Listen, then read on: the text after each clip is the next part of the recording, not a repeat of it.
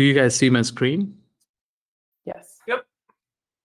Great. All right, let me just start broadcasting.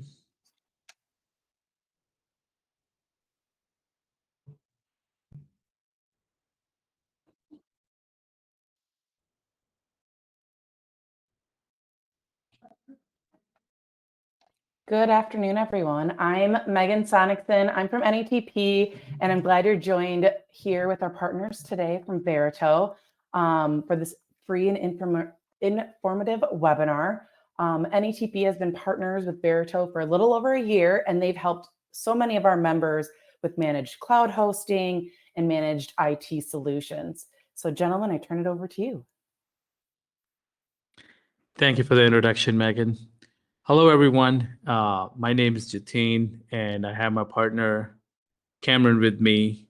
We'll be going through the cybersecurity measures that you, as a tax and accounting professional, can take in place to protect your firm.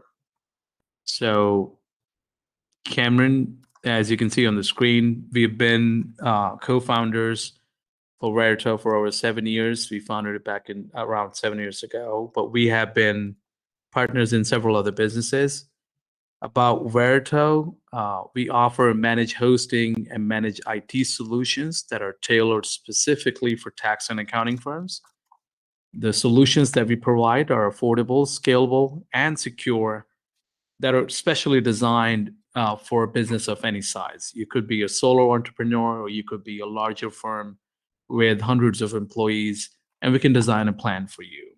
The solutions that we have cover all of your IT requirements. It could be managed IT, security, backups, anything IT related. You want to go cloud, we can help you with that.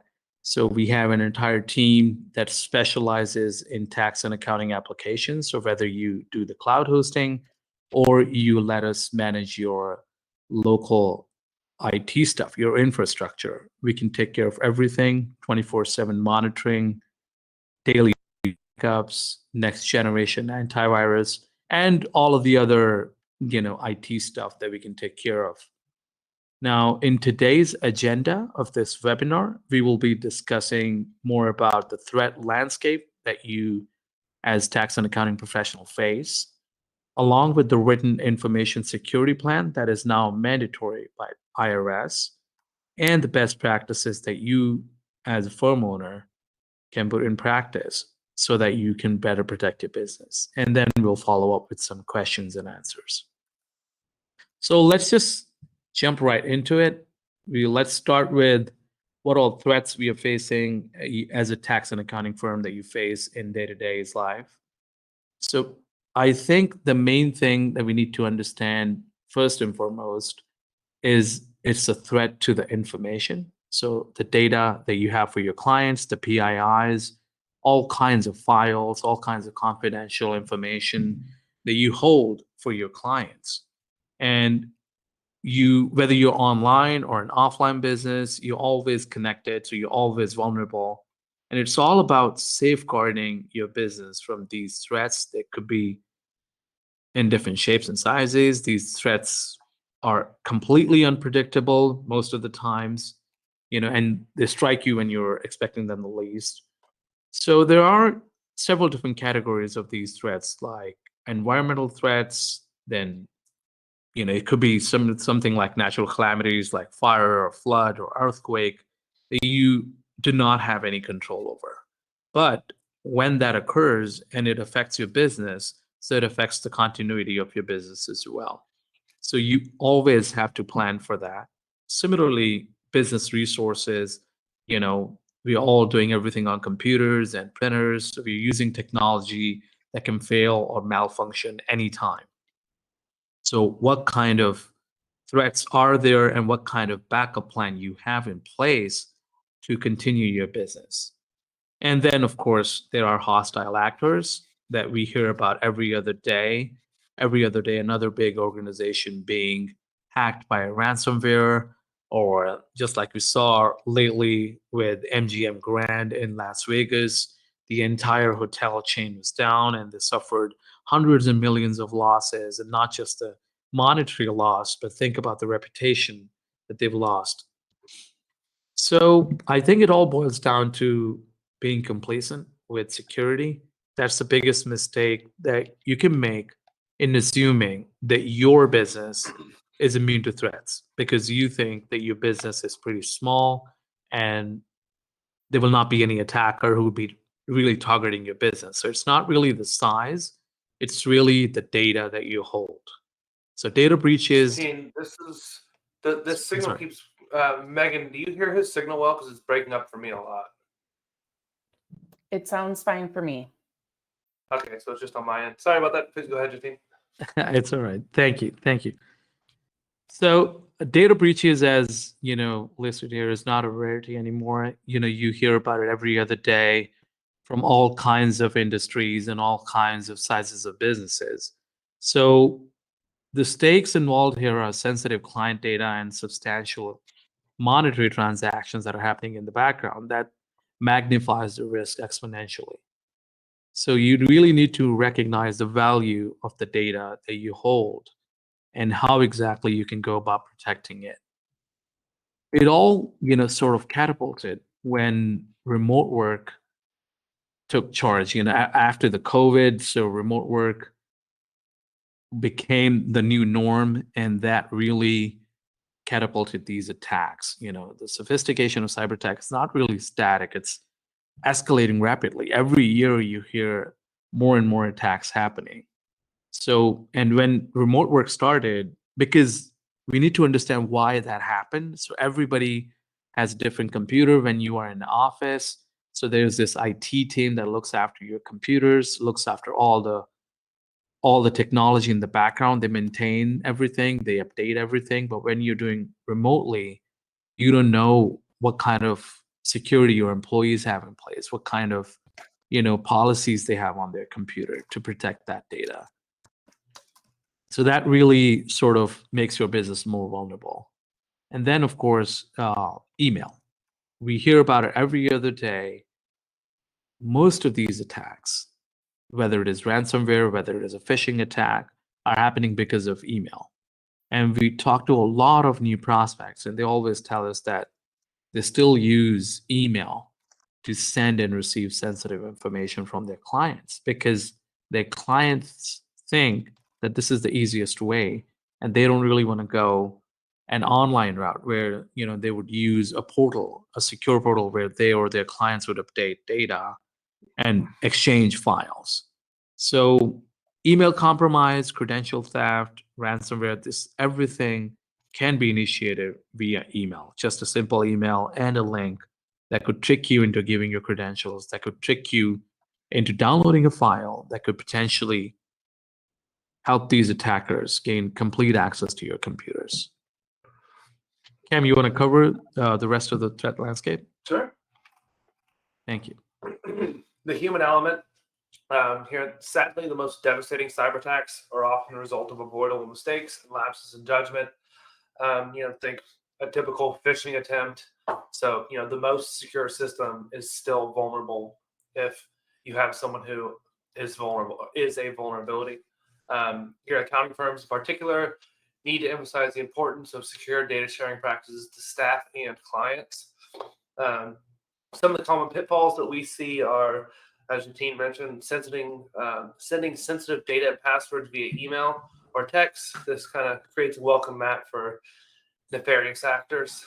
Again, using public Wi-Fi or unprotected servers is risky and can easily compromise your firm's data. Education is not just a good idea, really, it's a necessity. A well-informed team is your first and best line of defense against the ever-present threat of cyber attacks. A little bit more about ransomware. It's persistent and extremely expensive. It's not just making headlines, it also causes significant financial damage. In 2021 alone, like we show here, it's 42.9 million in losses, and that just increases every year. And it's beyond just the headlines here. It's not just a threat to large corporations or sectors, even though the accounting sector obviously is very much targeted. Companies of all sizes and across all industries need to sit up and take notice. Everyone needs dedicated protocols in the event of a ransomware attack. It's a necessary component of comprehensive cybersecurity. Okay. A data breach in the US costs twice the global average, which is crazy. For the 12th year in a row, something that we are not proud of, but the United States holds the title for the highest cost of a data breach, 5 million more than the global average. Here are just kind of statistics.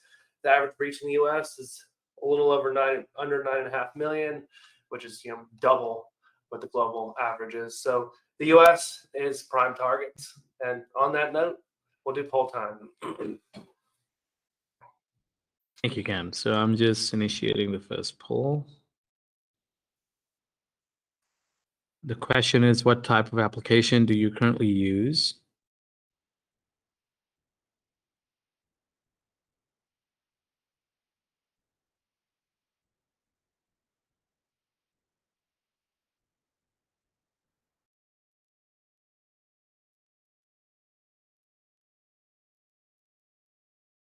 And we'll just give it another minute.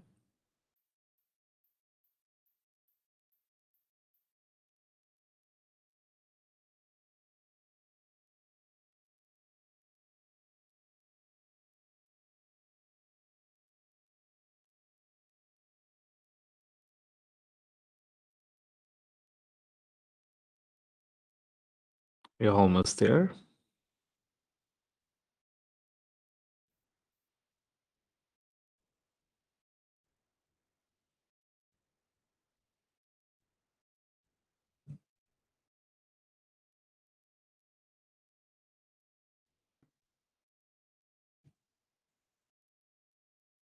All right, everyone. Thank you for answering. So let me just publish the results. So we had asked, what type of applications do you currently use? The first option was all my apps are cloud-based. The second was I have desktop apps installed locally. Third is I have desktop apps installed on a cloud server. And the fourth one is I'm looking for a cloud server to host my desktop apps.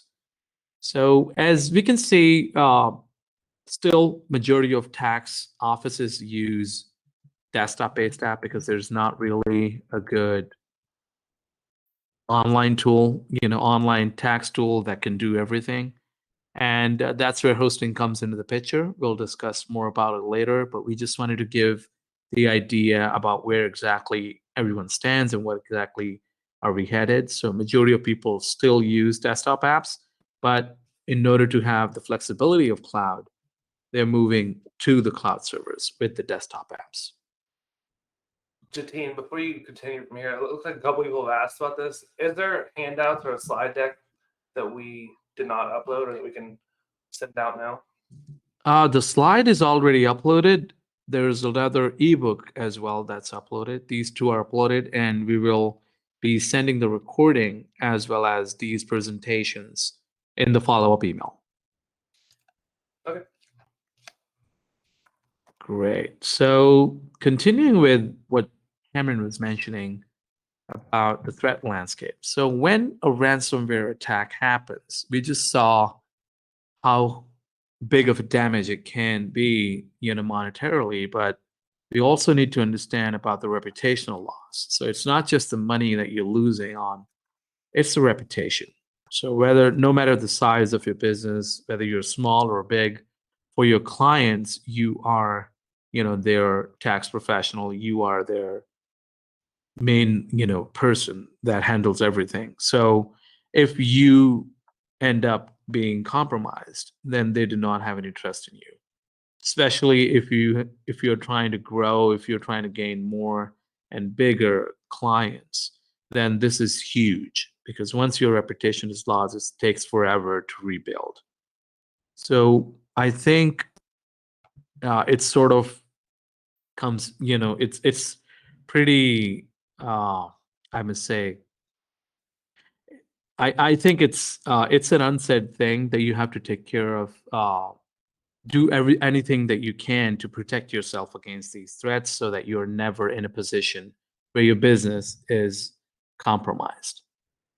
And because of that, IRS and FTC have come up with a new idea that you should have. I mean, It was there all along, but it was not made mandatory.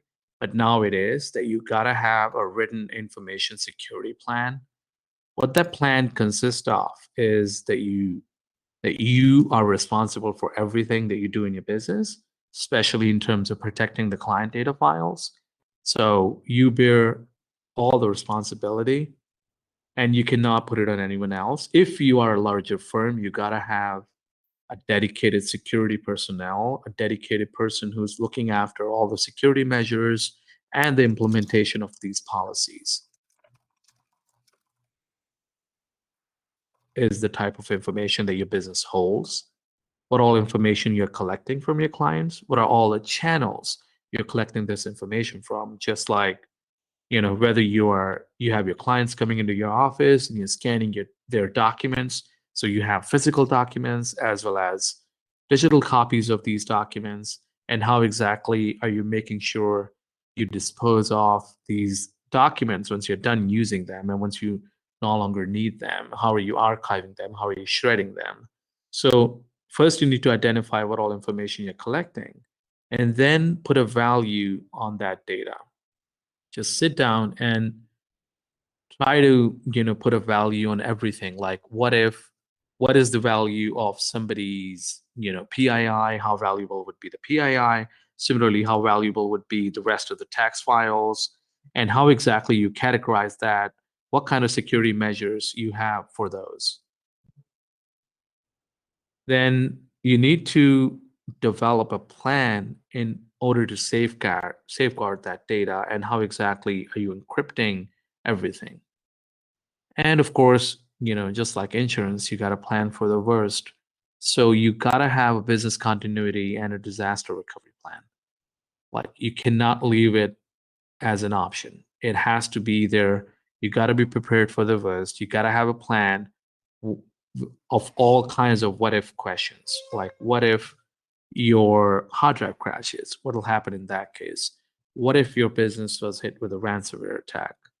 What if you can no longer access your data? Do you have a backup for that? And how exactly are you securing that backup? Is that encrypted? What if there's a flood? So you got to have answer to all of these questions.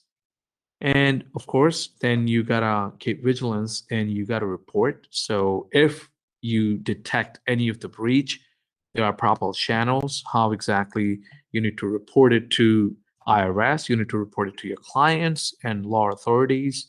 So you got to go through all of that, for which we will attach another WISP, and how exactly you go about reporting it. And like I said earlier, prioritizing information. So the first step is it's impossible to safeguard all the information that you have for your clients. So you gotta prioritize the type of information that you have, like the PIIs, and then there's tax returns. Then there's general data that's not really identifying any of your clients or your firm, but it's just random, that's not linked to any identity. So you can list all the information. You can start by categorizing that. And then, like I said earlier, you need to understand about you need to ask yourself the questions like, what would be the impact on your business if this data is made public? Similarly, what would happen if the information was incorrect, or if you're not able to access your data at all? And similarly for your clients, if they are not able to access their data, what would happen? So you need to sit down, evaluate your business, evaluate all the data that you're collecting, involve everybody in your team, and work on it. And then, like I said earlier, about reporting the data theft. So in case breaches happen, so you gotta follow all these channels. You gotta contact IRS, you gotta contact your local state agencies, you gotta get experts involved so that they can scan and get to the root of how exactly that breach happened and how you can avoid it in future.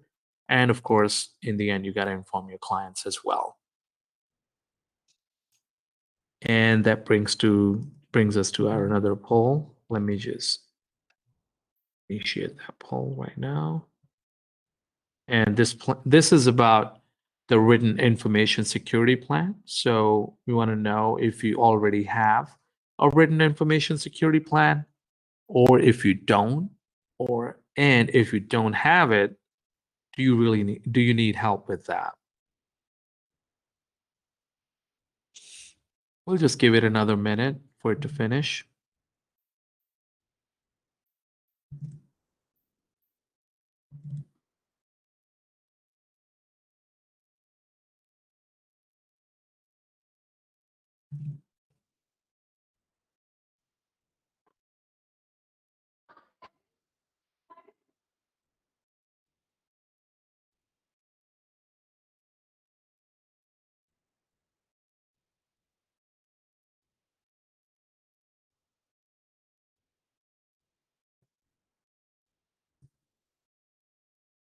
All right, thank you, everyone. I see the results, so let me just publish it.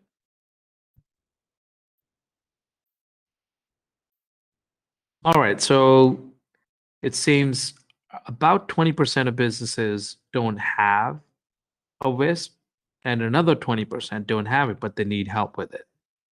So we will definitely talk about it later. And I see a lot of questions as well in Q&As. We'll address those towards the end of the presentation. Now, let me get back to the presentation here. All right, Cam, you want to take over the best practices? Yeah. Thank you. As long as your system is connected to the internet, it's vulnerable, but vulnerability is not a sign to disconnect. It's a call to action. And this is something I actually had a conversation with a couple people at a recent conference about, who they said that one of their practices was to unplug their computer at night to kind of remove their ability or access to the internet. And what I told them then was, you could have malware or ransomware or something on your computer at that point. So even, being disconnected from the internet, you still might have something on your computer. So, that's kind of the name of the game. And something that we talk about here a lot is security versus convenience. And that's a huge factor with, everything from passwords to system security to really everything. You can save a couple seconds here and there on convenience wise at a huge sacrifice for security. So we try to find a happy medium between security and convenience, or something that gets the job done on security front, but it's not overly burdensome. Then this image here, reactive versus proactive is another thing that we stress a lot. That it's just, if you take the right steps, you have the right programs in place, and you have, you're proactive with things, you can weather the storm much more significantly than trying to react to things. And once you're behind the ball on something like cybersecurity, it can be very costly. All right, like I said, the password stuff here. So while both Windows and Mac have decent built-in security measures, we recommend that everyone go with purchase ones, something that you buy. They're going to be more motivated to update the things more regularly. You're going to get just a stronger level of security. Aim for a comprehensive software that addresses various threats from viruses, spyware, malware, and ransomware. And that's just the tip of the iceberg here. So now configuring everything. Always keep your firewall enabled. Unused ports should be blocked by default to minimize exposure. If you do not have a built-in firewall, most operating systems do, unless you're using Linux, which I don't think most people here are using Linux. Then updates and maintenance. You can set your security software to auto update. This ensures you're always shielded from the latest threats without having to intervene. Don't ignore browser security again. Set your preferred browser to update automatically. And those updates, it seems trivial, but there's often, they're doing a lot of stuff in the background. They see a common hack, they come out with a security protocol for it. And if you're not auto updating those and you're not updating stuff, you're missing out on free, easy security. So you could be vulnerable without really knowing it. And for added layer of security, look for features like web filtering, behavioral monitoring. These are proactive measures that can really help nip potential threats in the bud. By following all this, you can fortify your first line of defense against cyber threats and ensure a smoother, less disruptive digital experience. Satine, you want to take the next one? Sure. So yeah, that's what we've seen. I would like to add more to the security software part. We've seen with a lot of clients, they still use the free security software, or they would just use whatever is the cheapest option available. But they think that because it is paid, so it is covering them from all kinds of threats. But that's not really true. We've seen a lot of people use just something for the malware, but not for other protection. And in today's time, ransomware is the biggest threat.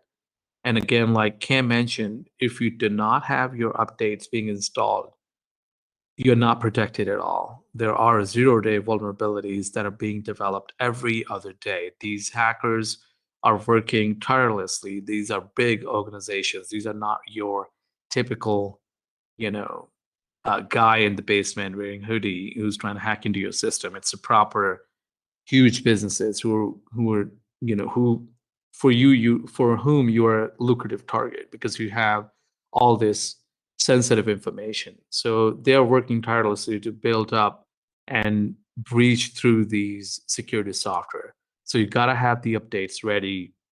You got to ensure you're updating automatically as soon as there is a new update.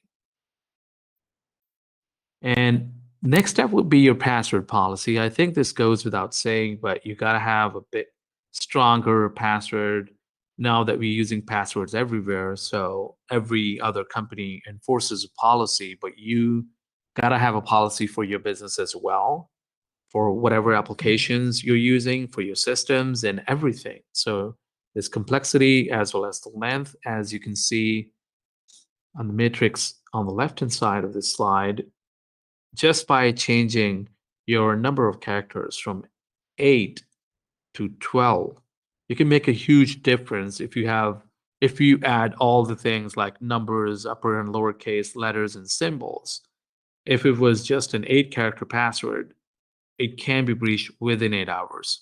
But as soon as it becomes 12, it may take well over 34,000 years. So that's the huge difference just by adding 4 more characters to your password. I'm not saying password is your only defense, and that's like that password cannot be breached in that really in really 34,000 years.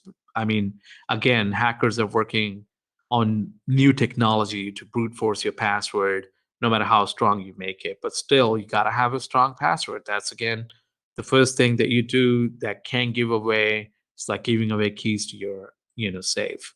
So gotta have a strong password. Gotta set auto expiration so that you don't reuse the same passwords again and again. What we recommend is you should use a password manager. Once you have a password manager, it does most of the work for you. You don't have to remember complex passwords.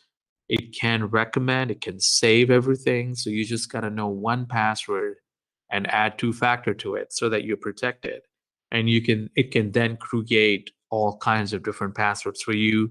If you have a small team or a large team, you can share common passwords within the team members without exposing the passwords on a notepad or over the email. So there's all kinds of control that comes along this password managers as well. If you follow these guidelines, you add a robust layer of security. Then, of course, password alone cannot protect you from these threats. So you have to have multi-factor authentication. That's another thing that has been made mandatory by IRS. So it's no longer an option; it is a necessity. So you got to have a multi-factor authentication enabled for all kinds of accounts that you're using. Even though IRS has made it mandatory for your tax software, but you got to have it on all kinds of touch points, whether it is your actual physical system, whether it is your email or your secure portal where you're exchanging files. And one thing we've seen a lot of people do, again, goes back to the security versus convenience thing. just for the convenience, they would use their email as the second factor. Like you would receive a code so that you don't have to pick up your phone or you don't have to go through your phone to get the code. But that makes it easier for hackers to crack into your multi-factor, to your second factor. Because if somebody gains access to your system, they gain access to everything, including your email. So your email, they can pick up the code right there and you're compromised. So you got to have it on your phone. It could be different ways, like you can either have a phone call or a code generating app or a push notification through an app like Duo or Google Authenticator, and similarly a text message. It has to be a second device. It has to be a phone. It cannot be your email. So adding more to it, like, opt for the most secure option. Like you can even use a hardware key or you can use a secure push notification. With multi-factor authentication, your account remains secure even if your account username and password is compromised, which is pretty common these days. You may have used the same email and password on some other website that is compromised now, but now hackers have access to your credentials. So they can try to brute force it to other websites just to try and use the same password. And then you gotta ensure that MFA is enabled for your entire team. You cannot just keep it for yourself and then disable it for the rest of the team. Try to save on the convenience part, but you are only as strong as your weakest link. So your team member can be compromised, and that becomes a vulnerability for your entire system. So MFA is a must. Then going back to the email security, email inbox, because we do everything over the email these days. We see a lot of clients using secure portal to exchange documents, but still they are still using email for communication at least. So just last year, phishing scams successfully tricked 92%. That's a staggering number. 92% of organizations worldwide. And these weren't simple schemes. They were well crafted, AI enhanced traps that fooled even seasoned professionals. So, as part of our managed IT service, we provide a service called anti-phishing tool, so that protects your inbox. And in there's a setting where we can send these augmented emails. These are not really real emails, but these are something that a scammer would send. It's like a mock drill kind of thing, so you can send these periodically to your employees to test whether or not they're complying with the training. We're still seeing, even after training, we still see like around 20% of employees still clicking on these links and being tricked by these emails. So as you can see, 92% of these organizations worldwide were tricked. So again, if it's just one employee that got tricked and that got compromised, that can expose your entire firm and your entire database. So sensitive financial information, it does flow through emails. So if you fall for such a scam, it could be catastrophic. There's no option other than having a proper tool to avoid these kind of threats. With that, I'll initiate the third poll. This is about your current IT setup. So if you have an IT guy, what kind of setup that is, like whether it is a reactive or a proactive approach, where whenever you need help, you can just reach out to your IT person, or you have an IT company or an IT person that's monitoring your systems proactively as well. That would be the second option. And third would be where you need help with somebody to take care of your IT at an affordable price that can monitor your systems and that understands tax and accounting firm. We'll just give it another minute for it to finish.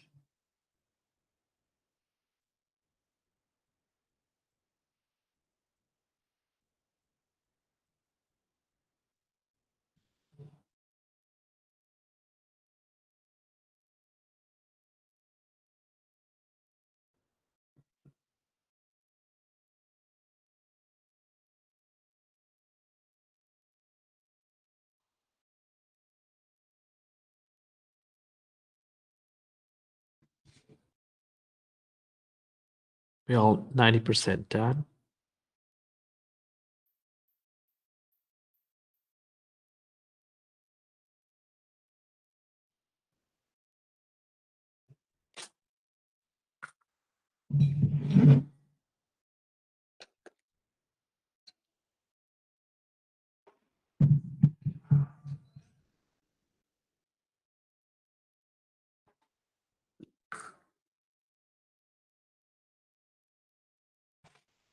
Okay, we're done with the poll. So the question was about the IT and whether it is a reactive or proactive approach. I see it's like a split between a proactive and reactive. So majority of people, about 40%, have an IT guy, but that IT guy doesn't do regular checkups. It's only a reactive approach where whenever you need help, you reach out to your IT guy, fix the issue, and you go back to your work.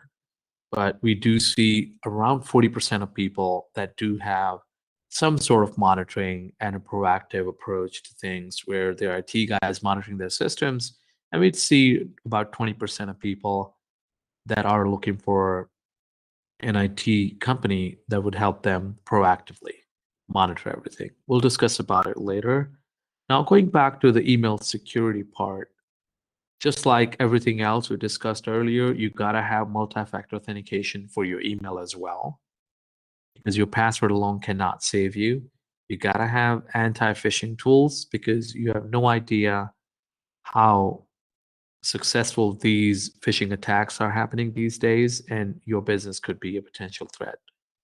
Then email filtering, you should make use of it so you have a safe sender list and everybody understands what's email to trust. And then get ahead with specialized training. So you got to have training as part of FTC safeguards. Training is another thing that's a must. So all of your employees should be regularly trained and then assessed whether they're retaining that training as well and whether they're understanding and following all the policies and procedures to protect your data. With that, we discuss about data storage, like how exactly are you storing your client files, and if they're being backed up, how exactly are those backed up, and how secure that backup is. So first and foremost, you got to have a backup, and it has to be an external source. It cannot be a backup on the same system or the same network where everything can be compromised. It's because that's your first disaster recovery plan. If anything goes south, you know you can rely on your backups. If you have the most active, most recent backup, you can start working on top of it and to not lose anything. Then two-tier encryption. So you got to have encryption first for all the active files that you have, and then on the backups as well. So it's got to be on both. There's no compromise there. Never connect your drives where you have any of your thumb drive or external hard drive where you have your client files to any of the public computers or unsecured Wi-Fi. You got to ensure that you're keeping that data safe. Then compliance is the key. So if you're using a backup tool, which is storing backup in the cloud, it has to be in the US. It has to be a data center that's SOC and GLBA compliant. This ensures that you're following all the compliance requirements for storing that data. And like we discussed in the very beginning, attacks come in many forms, including but not limited to phishing, ransomware, and fraudulent filings. So you got to be vigilant and proactive in your cybersecurity efforts to mitigate these risks. You cannot, afford to wait for these attacks to happen. You got to be proactive about it. We cannot stress this enough. Then the backup routine, you got to have a structured backup plan where backup is happening automatically whenever, as soon as a file is updated and it's closed, it should get backed up automatically so that you have minimal loss when it comes to any of your equipment failure or any of your, if there is an attack. So you know you have your most recent backups and that are encrypted. Then consider implementing other layers of security like firewalls, security software, and regular security audits so that you know where exactly your firm stands, whether or not you have everything that it takes to be compliant with FTC and IRS.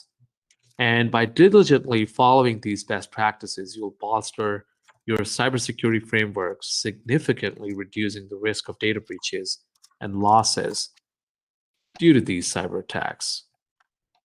Cam, would you want to take over for employee training part? Yeah, for sure. So I talked about this a little bit earlier, but training employees really is a huge priority because unfortunately they are your weakest link typically. So employee training just has to be a priority. Beyond investing in technology, allocating resources for employee training is economical yet effective because, again, that's your weakest link. You've got to shore up your weaknesses. You need to cultivate a security culture. Culture of security yields the best results. This holistic approach ensures that each team member actively participates, keeping pace with the digital age.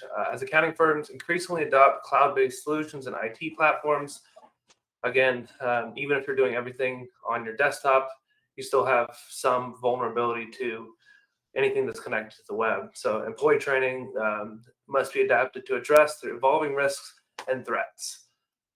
Again, frontline defense, your staff are not just your employees, but they're your first line of defense. Equip them with the skills to recognize and report potential IT security issues. This multifaceted approach not only safeguards your firm's financial integrity and reputation, but significantly minimizes the risk of data breaches and cyber attacks. Investing in their knowledge is not just a cost, but it's an investment again, because they are your first line of defense. Then best practices for cybersecurity, resolving all the things that we've talked about. What we would say is choosing the right IT provider is, after training your employees, of course, the first line of defense here. And the IT provider that you choose should have industry-specific expertise.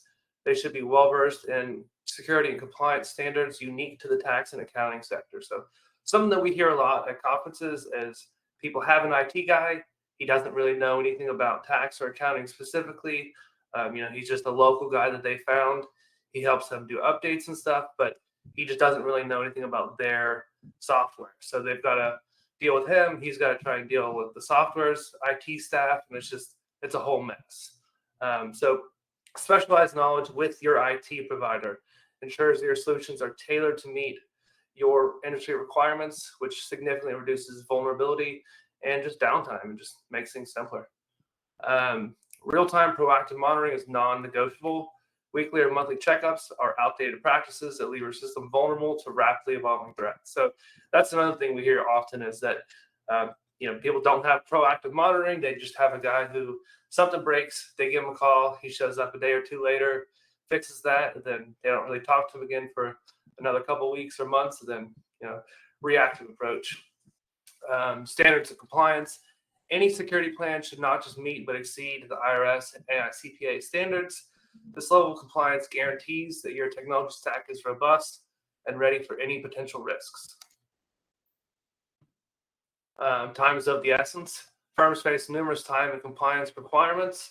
All aspects of IT security, from business continuity to employee training, must be meticulously planned and maintained. Lack of proper training can compromise both your business and client data. Client data really is obviously the most important part. Efficiency and cost. Time spent on IT issues is billable time diverted from your core functions. If you find your resources stretched thin, it's a sign that your current IT provider lacks the capability to support your business needs effectively. By trusting your IT security to a capable provider, you don't merely outsource the task, you acquire a strategic partner committed to safeguarding your business and your client's financial data. And this is something I think that we do a little bit differently than other of our competitors, at least that I know of, is dealing with clients. So a lot of our clients are bookkeeping offices who they may have a client who uses our system through them. And oftentimes, they don't want to play telephone.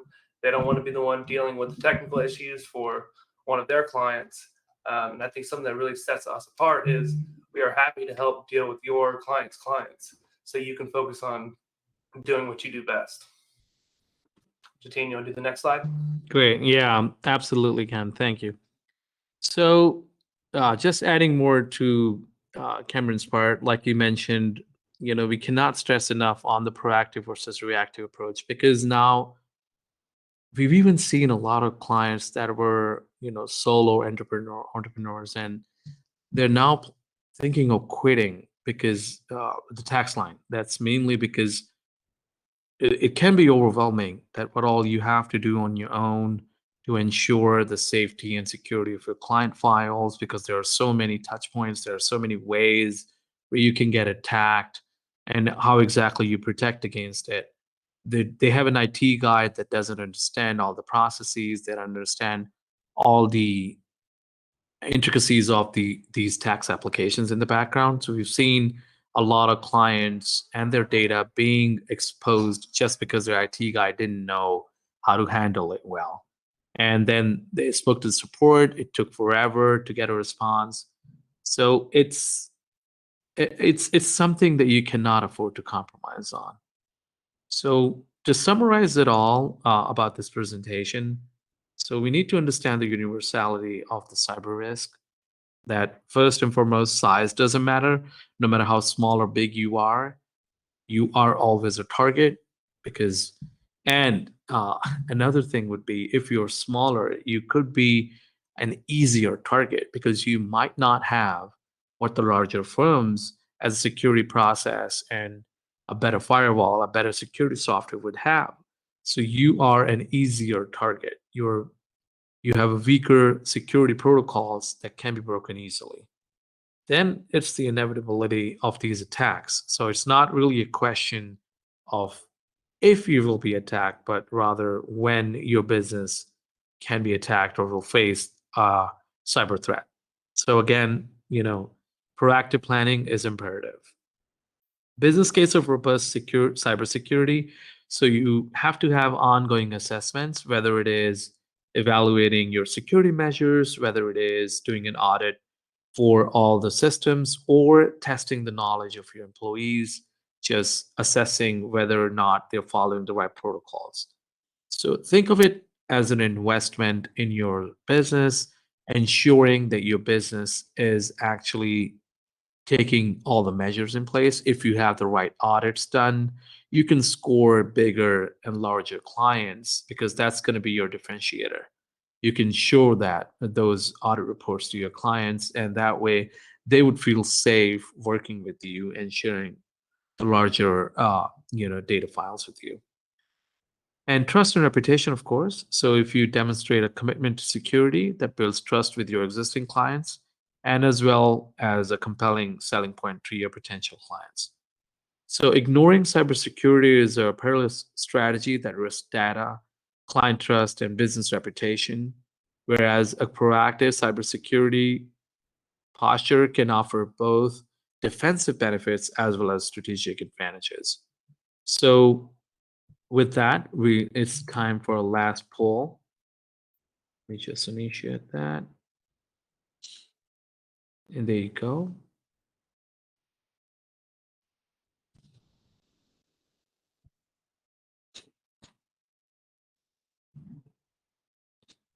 It's about whether or not you would like to learn about Verito's services. We offer managed IT as well as managed cloud hosting.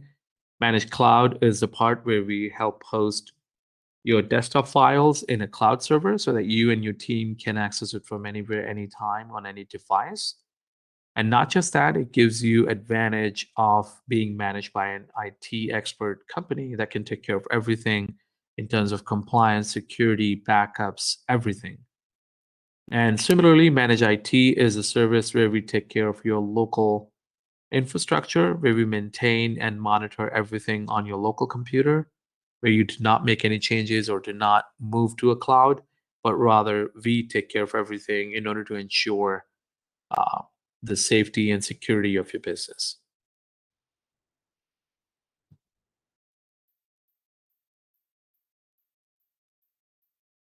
All right. Thank you, everyone, for answering the poll.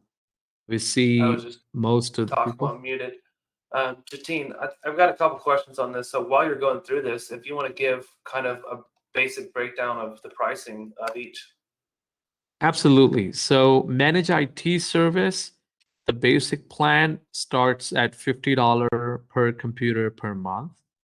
For manage hosting, it starts at $69 per user per month.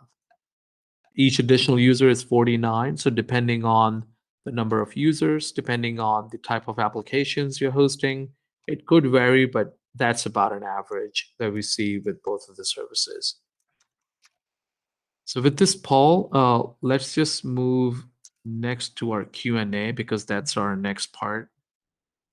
We are done with the presentation. Thank you everyone for listening. So now we can move to the interactive part where we can answer all of your questions. So let me go through some of the questions and then Cam, you can take some as well. Sure.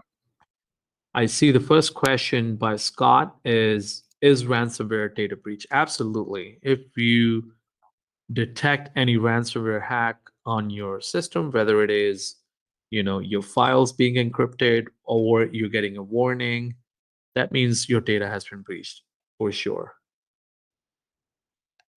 And I see the next question is about the handouts. So that were already added to the presentation. If you don't see them, please don't fret. We'll email them to you once this webinar is over. The next question is by Martha about how do I know my data has been compromised? The most common way to, the most common symptom would be, I would say, you're getting a lot of rejections by IRS. That's what we've heard from a lot of clients that were hacked, that were not with us, that came to us afterwards.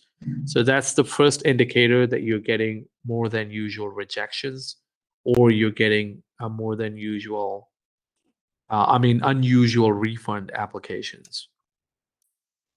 The next is, what if you're a one-person business, you need a business continuity plan, or just how to continue if there's a disaster?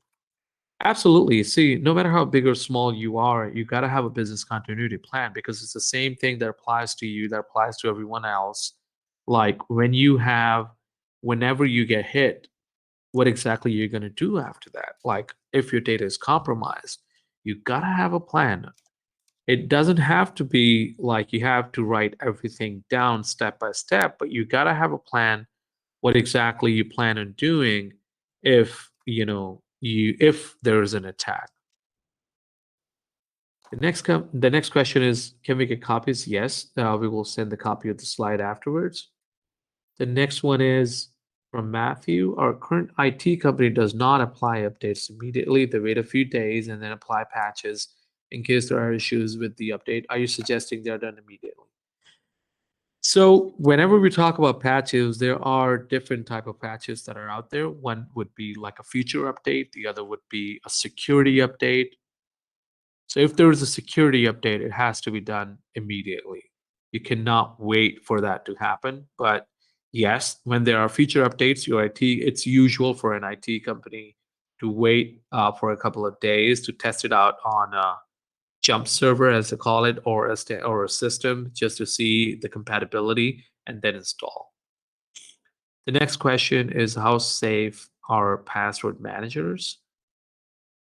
I would say you can check out 1Password because they've never been compromised. We've heard about a lot of other password managers that have been compromised. And that was the next option. So next question. So yeah, password managers do get compromised, but it's still a very less possibility of password manager being compromised than your system getting compromised. Still, if you add two-factor to it, so you're still protected. The next question is, MFA is mandatory by IRS for what? To log into tax software or to log into system? IRS makes it mandatory for your tax software, but we recommend having it for your entire system because you need to think about it. So if I can get access to if I cannot get access to your Drake or Lacert or whatever tax software you're using, I can still access your folder where the files are being stored. So even if I don't see the files directly, I can get the files indirectly and then restore that to another system and access everything in there. The next is MFA when the vendor does not offer options other than email. Majority of vendors do. Google Authenticator is sort of like a universal option that every company uh, provides an option for. But still, if you see there's no other option than email, then you should ask the vendor for it. The IRS sends MFA to your email. Phone is not an option yet. I wonder why. Yeah, let's see. In case of IRS, if they're sending MFA to your email, yes, that's not good.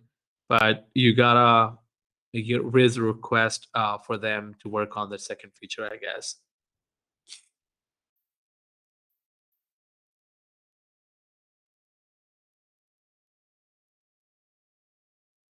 The next question is, somebody said that recently my phone stopped working. I couldn't use any of my software. I couldn't get software support to help because the verification code was supposed to go to the phone, and they couldn't call the support because they had no phone. So they are switching to email because of that. I think you can use alternates over there. So you can either add another phone number, or you can use an app. I'm sorry, you can use another admin, or you create another admin that can reset that 2FA in case of anything like that happens, so that you can temporarily reset the multi-factor, get into your system, and then switch back once you have access.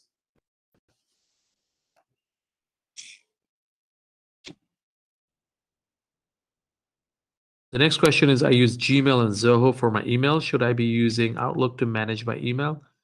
Outlook is not really uh, something that you have to use. I mean, it's just more of a feature that you can use in order to consolidate all your emails. I mean, it's not really something that will add another layer of protection.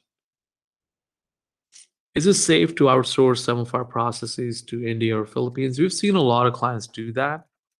It's safe as long as you have the right policies in place. Like, you gotta have two-factor authentication. You can restrict them through VPN. You can restrict who's getting the access. We've seen a lot of people. What they do is use their phone as a second factor. So when somebody from another country that they give out the credentials to tries to log in, they can approve the request. It cannot be, I mean, it's not a suitable option for everyone, but at that point, you can add the employee's cell phone number or the company's number. So just try to minimize the exposure and have more control over what can be done, how exactly they get access. Next question is about the fees. So we've already mentioned that. You can also check out our website for that. I dropped both links for Great. fees and everything on there. Thank you, Cam. The next question is, what will we be looking to make sure that we're hiring outsourcing companies that prioritize client data security? So you can ask them about their audit reports. You can ask them about the compliance. You can ask them about what kind of access levels their employees have, how exactly they restrict anonymous access, and whether or not they do have other security protocols in place. If you find your outsourcing company lacking in any of those, cloud hosting would be a good option to do, because over with the cloud, you have complete control over the infrastructure. You can give them the access, you can terminate the access, you can define how exactly they get into the systems. So that way it'll be better for you to have a better control over that. Next question is, is Dropbox a good place to store information? Uh, Even though it could be a good option to store general files, but we would never recommend Dropbox, Box, OneDrive, or Gmail Drive to store your client information. Never do that, because it's not a secure option. They do not have the right compliance in place.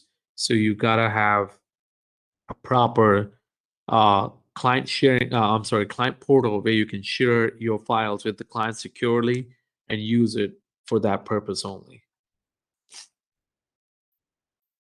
Next one is this personal computer used for personal record keeping a vulnerability to a separate PC, which is used for remote work through Practice, Protect, and Verit hosting. Now, if you're keeping a personal computer separate, if you have the right security software, if you have the right firewall, that will isolate it for the network. So that way, I think that's a good practice to keep it separate.